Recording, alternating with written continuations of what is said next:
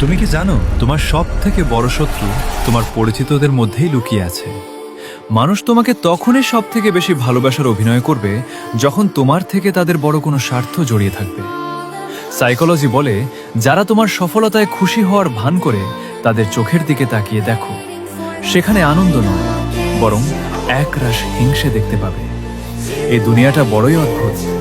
এখানে মানুষ তোমার পতন দেখে হাসবে আর তোমার উত্থান দেখে জ্বলবে।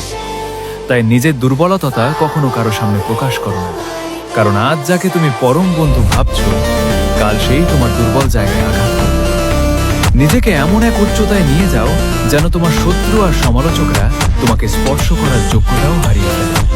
মনে রেখো, একা চলা অনেক কঠিন, কিন্তু একা চলাই তোমাকে সব থেকে শক্তিশালী মানুষ হিসেবে গড়ে তুলবে।